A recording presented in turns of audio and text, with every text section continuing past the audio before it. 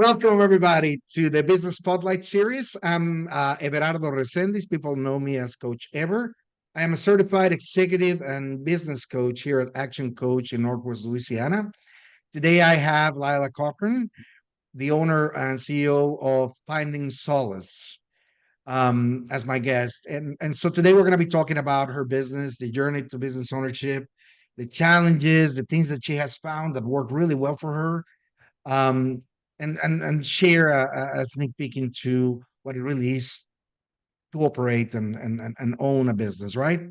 So if this is your first time on the channel, please be sure to like and subscribe to get notifications when we drop new conversations, just like this one. And so, Lyla, thank you for being here today. Thanks for Hi. asking me. I'm excited. And so, would you mind sharing with us a little bit of your background and, tell us a little bit about Finding Solace? Sure. So I'm a licensed professional counselor. I graduated with a degree in marriage and family therapy in 2010, which feels like 1,000 years ago. And so we opened Finding Solace in 2014. We're a mental health private practice. We provide mental health support services. We've diversified some, so it goes a little beyond traditional talk therapy. But we have 20, I'm going to lie because we just brought on more, so my numbers are confused in my head. But I believe we have about 23, 24 clinical staff members, 27 total staff members. And our thing, if it were, is that we just believe in every person deserves a person. So we want to make sure that we have the people on staff that are diversely mixed so that everyone can find their person with us. But then we also make a commitment that if we don't have your person, we're going to help you find your person.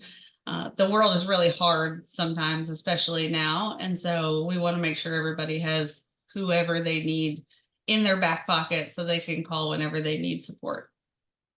It's like going from these very primitive need we have to be in community and know that we have some support. Right. And it is amazing how many people don't get that. So kudos for you for showing that mission. Thanks. Okay, so set the stage for the viewers. Like, what does the ownership look like? I mean, are you the sole owner? Are there other people, other investors? What's it like? I always feel like that's a loaded question. So on paper, legally, well, financially, whatever, yes, I'm the sole owner and I'm the sole person responsible for all the things. That never translates in real life and in day to day, though. I think I'm insanely blessed with a team that all emotionally and behaviorally act like they're owners, and so everybody acts as if like they have the metaphorical like dog in the fight, right? They all Skin in rise the to the game. occasion every time I need anything. I did when in making the decision to open the practice, to be honest, I didn't want to do it. And I thought it was a silly idea. When my husband and my best friend said, well, this is what you're going to do, you need to open your own. I literally laughed. And then when I realized they weren't kidding, I was like, oh, well, that's cute. That's a cool idea. We'll see, whatever. And they had to talk me into it to some degree. They really did, because business was not my thing. And so that best friend is now the director of operations of my practice. And so she has been in since, her name's Jessie. She's been in here since day one, the first office we ever had, pulling out the carpet, whatever. So I definitely think of her as she has all the blood, sweat, and tears, the sweat equity, if it were, in the company, right? Yes. And so, what's your role right now in the business? What do you do? So I see myself mainly in two things. Outward facing, I'm the visionary, the strategy, the looking around the corner, looking for new opportunities, looking to make sure we're putting out in the world everything that we want to put out in the world, and we're being seen the way we want to be seen, and all of those things. Inward facing, I've kind of become the person responsible for personal and professional development, which I'm obsessed with. So I haven't done traditional clinical counseling in a while for a variety of reasons. I haven't had the consistent availability to see clients in a way that they deserve to be seen. And so in taking a step back from that, I actually had a lot of people with our growth start asking about business coaching or professional coaching as a business owner, if that makes sense, or counseling as Yeah. for business owners. So I kind of do that primarily, and that really scratched the itch for me. And I realized so much that I love helping people in their career find where they want to be, like breaking against the norm. And we're not trying to put you in the box that you're supposed to fit into. We're going to build a box for you. Like, we're going to find out what it is that you're personally and professionally passionate about, and we're going to attain all those things and get out of all of the stumbling blocks in your head. And so day to day looks like a lot of things. As any CEO, every day is different, but I love that and I'm obsessed with that, and the adaptability that comes with that. I don't live in routine. I hate routine and structure to some degree. And so one day I might do a lot of like coaching with the team when they need some support, or I might have a business leader in town that I connect with, or I might go to ribbon cuttings all day, or I might do podcasts like this. And so it's always something different, but I think I found that's where I thrive. I love it. I love it. And so when you look at your role, right? How many hours do you spend working in the business and how many on the business? Ooh, okay. I Yeah, thought you were and just yes, going to that say is how a many loaded hours. question. I thought you were going to say how many hours do you work? I was like, that's a trick question. Because if you love it, is it work? But anyway, um, I think I think I've developed a really good balance that I'm excited about, that I'm probably at 90-10. I probably work 90 on the business and 10 in the business. And that 10 is actively trying to we're actively trying to streamline those things that are still in that 10 so that I figure out where it needs to go. And I think to some degree 5 to 10 is where you have to live, because you have to have your hand in it. Otherwise you get too disconnected. Even if it's randomly, like we sent all of admin to lunch, and so I'm going to go sit at the front desk for the day. And it might happen once a year, but I think it's important for you to maintain the sense of how that job looks and what that is actually like, because otherwise who are you to say how they should do something if you don't know what it's like to do that job, you know? Okay, that's a very interesting perspective. All right. So let's move on to what makes your business special, okay? So who does your business primarily serve? I mean, is there if I were your audience, right? How will I know that I'm a good fit for your services? My answer is always anybody who has that nagging question in their head. Am I a good mom? Should I leave my job? Do I need to get a divorce? Am I happy in my relationship? Should I go back to school? Or the recurring frustrations or the recurring dissatisfactions of like, ugh, that's just not what I want. Or, ugh, I'm just not happy about that thing. I think the thing that sets us apart is there isn't a target person. It's almost a target experience. It's a target feeling, or more directed at that than it is the actual person, because every person on the planet could be our client because of the diverse professional staff we have. And so it's really that, like, when you have that recurring nagging, getting in the way of your happiness thing, then that's when you call us. I love the way that you put that. That's excellent. Because we all do. I mean, there are certain things that, are going to be reoccurring thoughts and questions. And Right. so the majority of times we just don't express them. We keep them in and they start messing with our heads. And Right. so, Yeah, they recur though for a reason. They bounce around because you've never answered the question, or you've never solved the problem, or you never fixed the situation. And so it doesn't have to bounce around. By the second time it bounces, then go talk to somebody about it. And maybe it's not long-term counseling. Maybe it's a one-time session where you can bounce off to somebody outside of the situation, what you're going through, to give you insight and perspective, and then you go back to the world. do you offer that? Yeah. There we go. Make sure that we'll make sure to put that in Yeah. the description, how to get to that.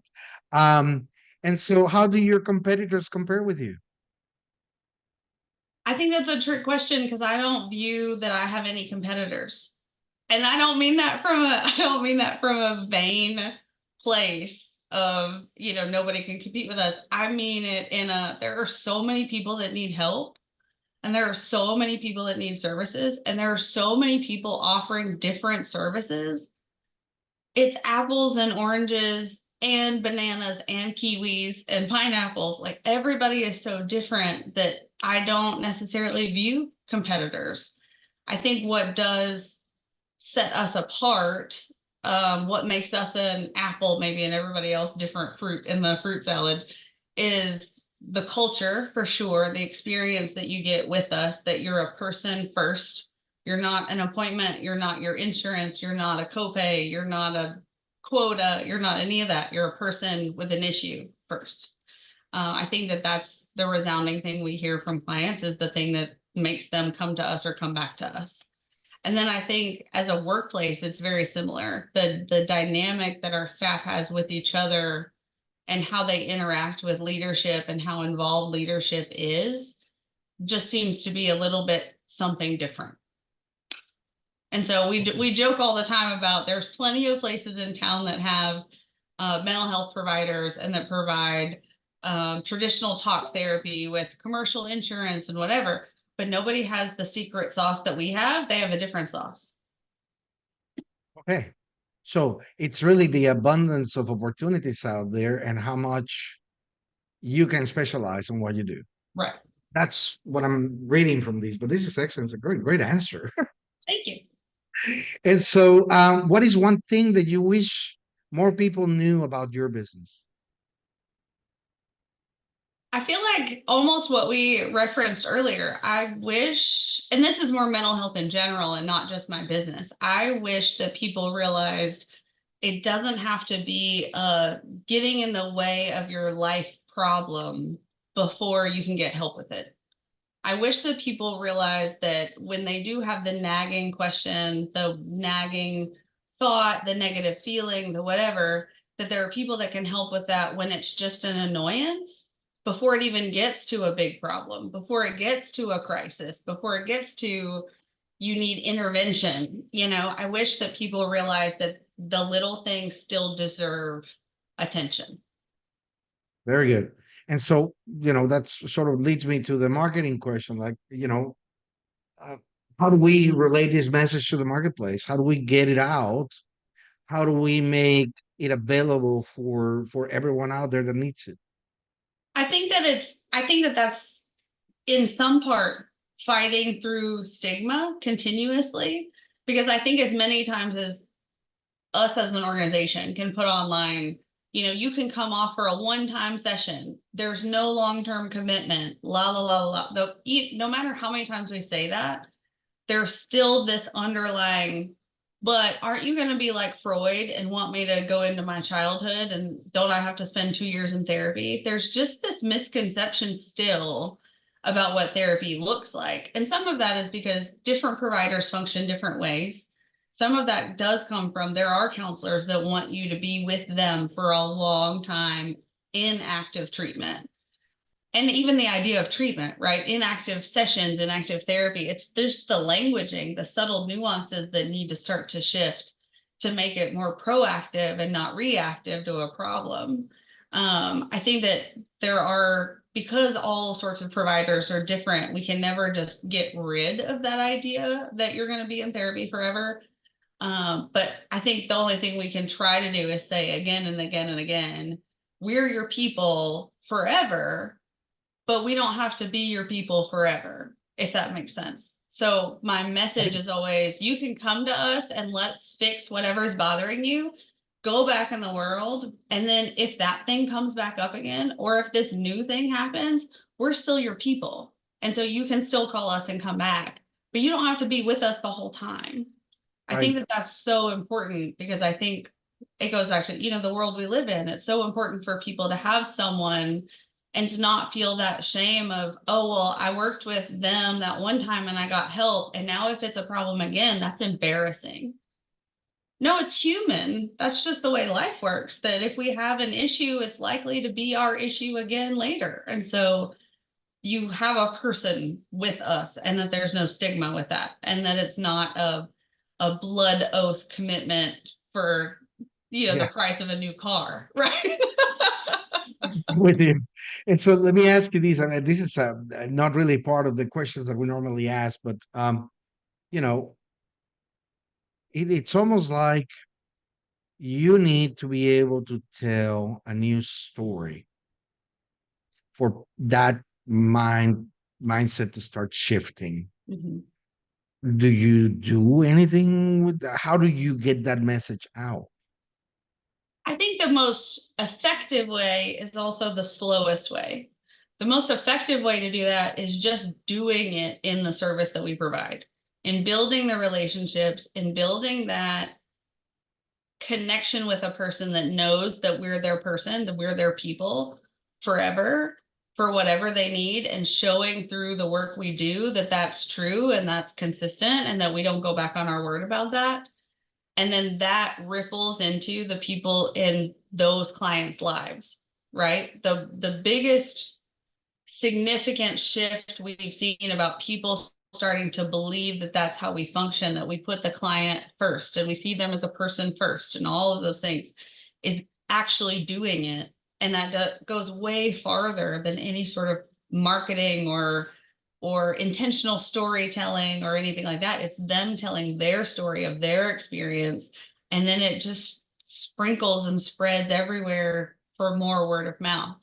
And I think, and it's proven thus far to almost be, it's a slow burn, but at this point, since we've intentionally started to do it and build it that way, I think it's been 5 months since we've done any marketing at all.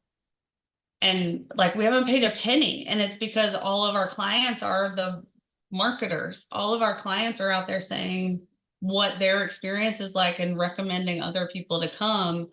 And then it builds its own return, right? I don't think any marketing is worth anything if your service or if your product isn't what you say it is. Right, right. Well, I bring people around to have a bad experience to begin with. Right. Yeah. So that leads me to the capacity question, right? So you're providing these services. I'm sure you're doing these in person. Do you also do it virtually? Are Yes. your people in your area only? Are they anywhere else? I mean, can anybody from Canada contact you and start the process of getting therapy? So all but the last question, my answer is yes. Listen, So I was all gonna of say my, India, but that may be pushing it. right.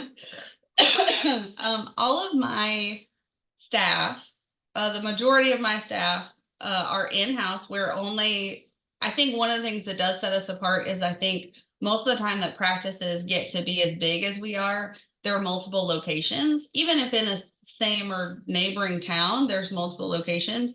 We have all 20 something providers under one roof. And so we have one 7,000 square foot space, and a big conference room to where we can do continuing ed together, and we can have lunches together, and we can do all these things. And so the answer to that is that all of the staff does in person, except for we have two that are telehealth only, and they don't actually even live in the state anymore. They both moved, but they wanted to continue working for us, and so we contacted the boards of the states that they moved to and made sure everybody's on the same page and we got all the right approvals and all of that. And so they do telehealth only. My goal long term, I think, is that we like the culture and the aesthetic of being in person like this and all being in the same space. And so with growth and as we need more capacity to take on new clients, I would love to hire telehealth only, like moonlighting counselors, maybe counselors that have a full-time job that they really like, and then they can do this part-time from home, whatever, for spending money or travel money or whatever. And then if they love working with us, then great, they can do it full-time, whatever. but that's that answer. The licensing board right now, it's a really interesting time in mental health that as of right now in this moment, with a Louisiana license, you can only serve clients that are residents of Louisiana, period. However, there are so many different things in the works. Like you could go get licenses in many other states and you could like to be able to network, like we could get a Texas license to be able to see Texas residents, that sort of thing. But there's a compact that's being proposed nationally that a lot of states have already adopted to give the ability to work across state lines as long as your state isn't a member of that compact. And from a business perspective, that's a blessing and a curse.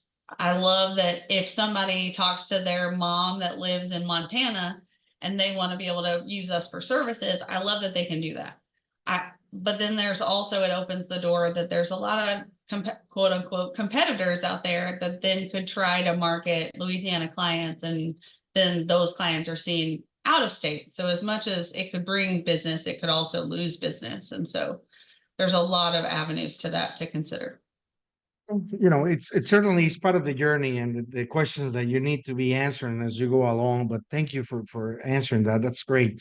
I do see, or I like to think that, you know, this is so needed, okay, to be readily available for anybody who has the inkling of using it, okay?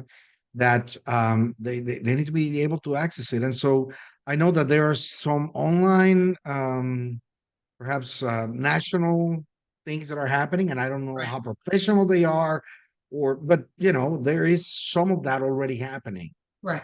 And so at the end of the day, we just need to work with whatever we have on hand. So thank you for that. Let me let me shift a little bit this conversation. Okay, we spent a lot Okay. of time focused on the business and sharing some of the things that you've been living through. Okay, we're gonna take a step back and dive into your journey a little bit more. All right. Okay. And so you already told me how you chose to go into this business and how it wasn't you. You were pushed into it. I You got were bullied into scratching it. and Right. screaming, and you said, "No, I'm not gonna do it." But now you're there. Right. Accurate. Um, but as you look at as you see your journey, okay, what has happened, right? What's been the most memorable roadblock for you that you were forced to overcome? So this is where I'm such an open book. My answer is myself. My answer is I was my own biggest hindrance and my own biggest roadblock and my own biggest hardship. I think it took a long time for me to realize that what I was doing to try to help my company or help my staff messed it up or got in the way or muddied the water or slowed down progress or whatever. Well, I'm gonna Um, need an example of that. I mean, there's several. I think there's plenty of times. So if we have a reception or an office worker or whatever that has personal issues and misses a bunch of work, so I go fill in for reception, but don't actually make steps to change who or how we are providing that role, and I just do it temporarily. That just means I'm not doing what I need to do, and like that role isn't actually improving, right? Or when people, I mean, it almost became a running joke that when people came to me and just telling me about something that happened or something they struggled with or something that they noticed, whatever, it automatically became my problem to do something about. And so no matter what I heard it through a lens of, I need you to fix this. And so I would do before I would ask questions, before I would like evaluate the situation, before I would consult with other people involved, I would just do because I was desperately trying to be helpful. And then really, I just made it muddy and worse. And so now in times of stress, my leadership team still calls me out on it a little, that when I get nervous that like we're going through a hard time or somebody on the staff is going through a hard time, I start leaning in too much and like putting out fires that aren't fires. And they go, I need you to calm down because you're doing that thing again. And it's well intentioned. I think it's one of the things that truly makes me as a leader. but it just gets in the way. And so I think the flip side of that, the blessing and the curse, like the beautiful thing that happened to us through COVID was if we're all at the house, I can't get in the way. Ooh, that was quite a And so discovery, wasn't it? it almost instantly changed everything because I couldn't put out the fire. I couldn't answer the question. I couldn't do the thing for them. I couldn't whatever. And so then we realized how many questions we had never answered universally. It was how do I handle this in this moment in this situation? And there wasn't SOPs for anything. It was all situational. So that's where we solidified and made Jesse the director of operations and said, okay, that is not my strength. That is not my wheelhouse. That is not, I'm a people person, adaptability person, structure and consistency is not my thing. And so I set her to task with, okay, I need every time someone asks a question, we need to make it into a procedure and make it into a policy and make it into how we do things. And then it changed the game because I got out of the way. Wow, that was quite the discovery, wasn't it? There's a lot of eating crow in that moment too, of like, man, I thought I was really helpful and I'm really just a pain in the butt. Wow. You know, there's a book that I love. It's called The 1 Minute Manager Meets the Monkey. Have you ever heard that? No, now I'm gonna read So it. it talks about these thing that, you know, the people who are high, let's call it very, very effective, very assertive, okay, tend to pick up monkeys and put them in their back, right? And that's sort of what I'm hearing. Right. So check it out. It's from Spencer Johnson. And so I love you'll that. you'll get a kick out of that. All right. Well, I'm gonna ask a little bit more about your team and your style of leadership. Okay. You did say that, you know, it has shifted over the years and you have learned some things, but how is it now? What's your leadership like right now? I think I don't know what to compare it to, but I do think I used to function as a firefighter. I used to play whack-a-mole with all the situations and all the issues, and I used to strike things down as they came up, and I could never look up because I was always looking at like what was right in front of me in the next 24 hours. Now I think, and at the time I probably would have said, I'm a servant leader, I'm dedicated to them, whatever, willing to do anything for my team, which was totally true, but to a fault. And so now when I say I believe in servant leadership and I believe in like if I'm willing to if I'm going to be the leader of this team, I have to be willing to clean the bathroom, those sort of things. Like I believe in all of those things fundamentally. When the healthcare, the changed healthcare hack happened and all of our claim filing got so messed up, I believe in the executive team going to billing and saying, give me a stack of claims that I can help you manually enter, because there's a difference in enabling and allowing a problem to continue versus getting in the trenches with your team and helping them overcome an obstacle, right? Right. And so I think if I were to, I don't know what the labels are or anything, but when I think of myself as a leader, I think like I have to be the communicator. I have to be the one that says where we're going, what we're doing, what I'm working on, what I see in the future, so that honestly they can choose if they want to sign up or not. Because I think like they have as much right to say, no, that's not what I want for my future as I do to say that's what I want for our future. And then I think the collaboration. I think my team is a team, as cliche as that might seem. And so I believe in them coming to me and saying, here's this issue, or me going to them and saying, I'm really struggling, and like us collaboratively coming together to move forward. That's very inspiring. Thanks.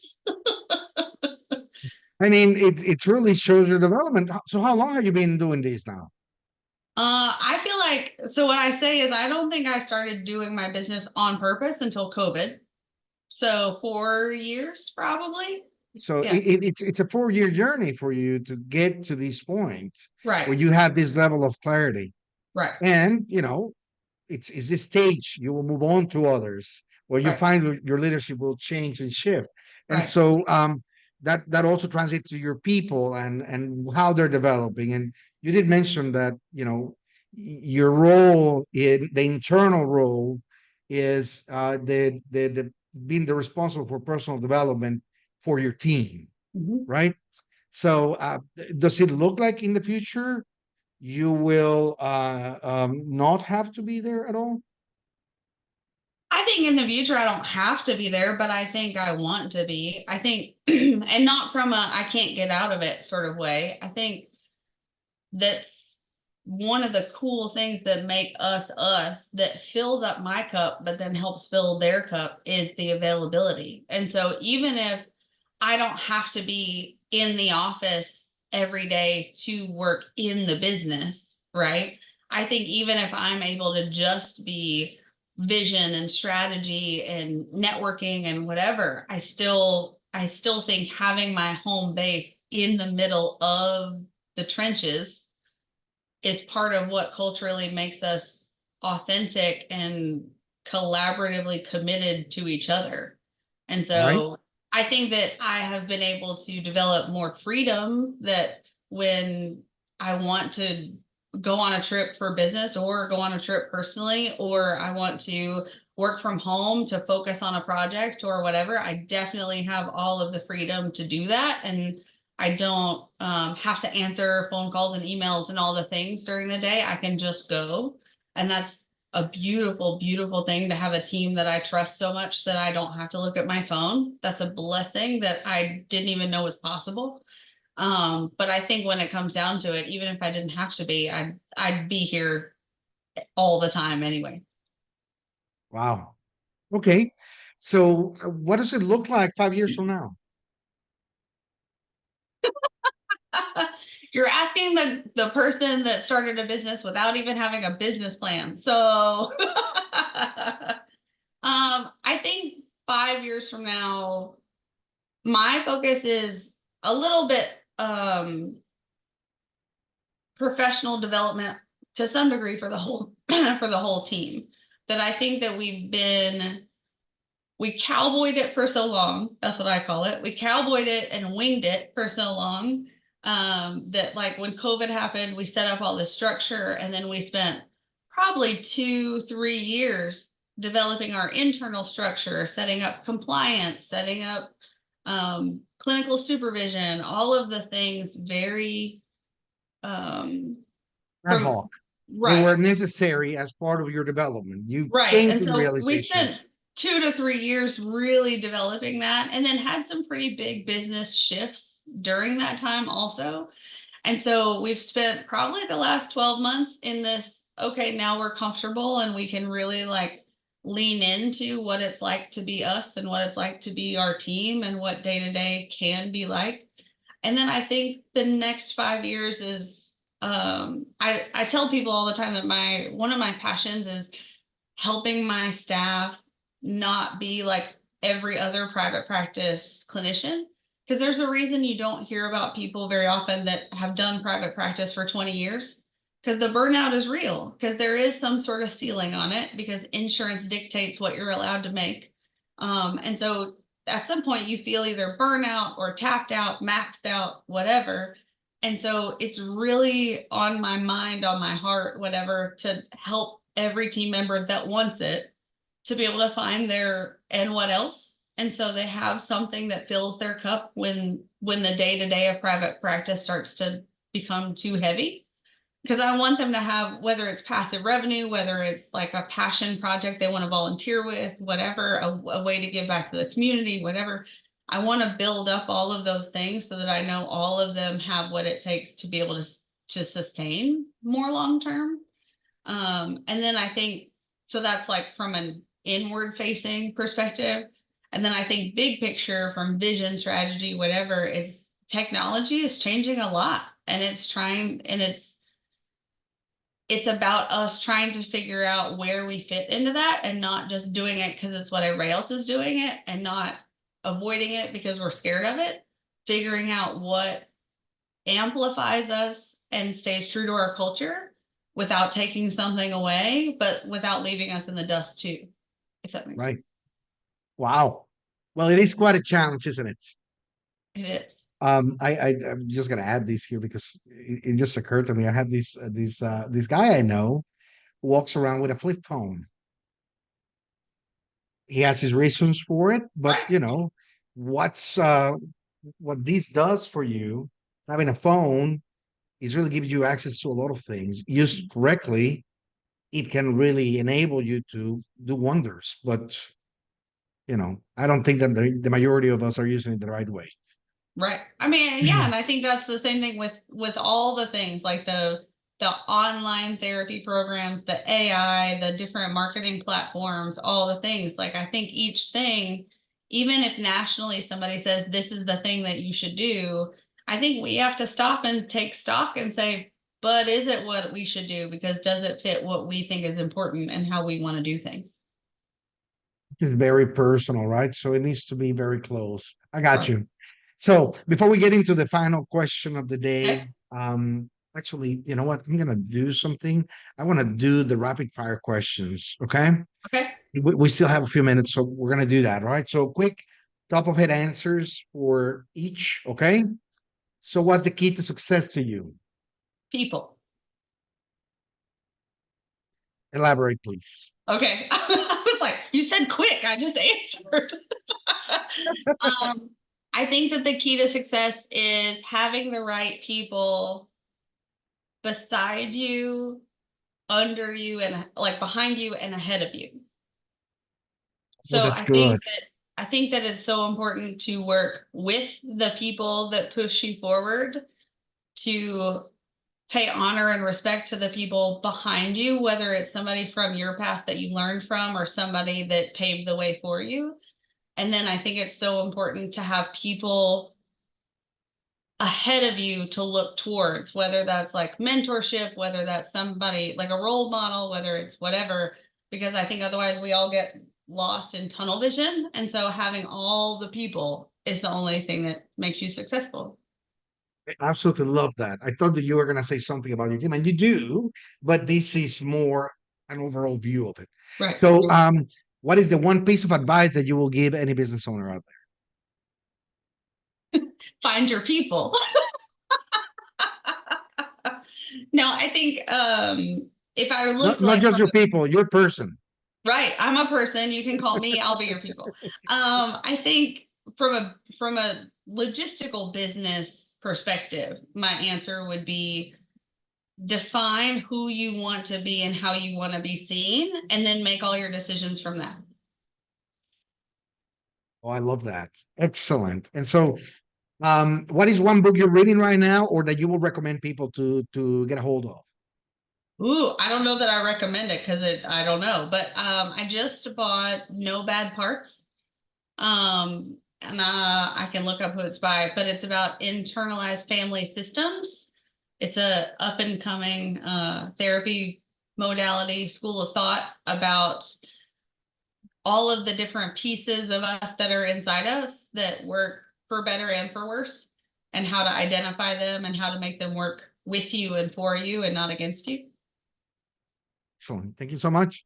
If you had to choose one area of your business that you could immediately improve tomorrow, what will that be? Workforce. There are not there the last statistic I read, there are 13 counselors leaving the profession for every 11 coming in. And so if there's one thing I could do, it would be get more people pursuing a career in mental health so that we have the providers that we need to be able to do a good job. Excellent. Thank you so much. And so now, before we get into the final question of the day, Okay. how can other people learn about your company and how do they get in touch with you? So I'm an open book and I'm always available, so they could email me directly if they wanted to. Lyla at findingsolace.life.